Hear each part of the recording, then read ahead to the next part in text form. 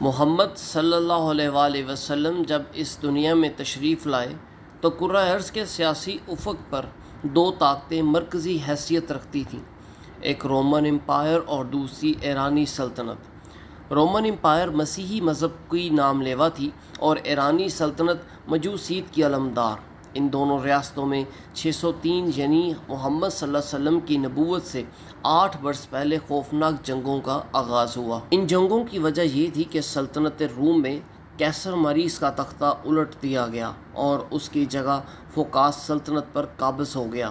اس زمانے میں حکومتوں کا یوں بدل جانا کوئی نیا اور انوکھا واقعہ تو نہ تھا، مگر فوکاس جس طرح حکومت پر قابض ہوا وہ بہت ہی دل دہلا دینے والا واقعہ تھا۔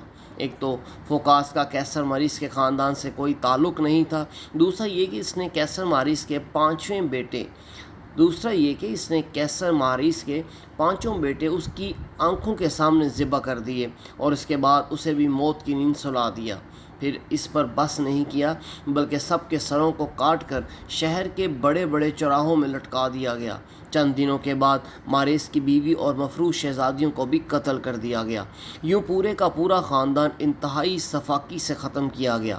قیصر ماریس کی حکومت کے خاتمے اور اس کے خاندان کے ساتھ کیے جانے والا یہ سلوک ایرانی حکمران خسرو پرویز کے لیے ناقابل برداشت تھا، کیونکہ دونوں کے درمیان بڑے اچھے تعلقات تھے۔ اس کی وجہ یہ بھی تھی کہ قتل ہونے والے قیصر ماریس نے ایرانی سلطنت کے حکمران خسرو پرویز پر بڑے احسان کیے ہوئے تھے۔ اسی وجہ سے یہ ایرانی حکمران خسرو پرویز ماریس کو اپنا باپ کہتا تھا۔ فوکاس کے ماریس پر کیے اس ظلم پر خسرو بہت برہم ہوا اور اس نے اعلان کیا کہ جب تک روم پر فوکاس کی حکمرانی ختم نہیں ہو جاتی وہ چین سے نہیں بیٹھے گا اور اپنے محسن قیصر ماریس کا بدلہ لے کر رہے گا۔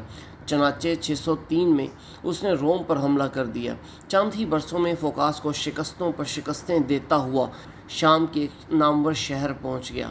یہ شہر روم کے دارالسلطنت کے بڑے بڑے لوگ فکر مند ہو گئے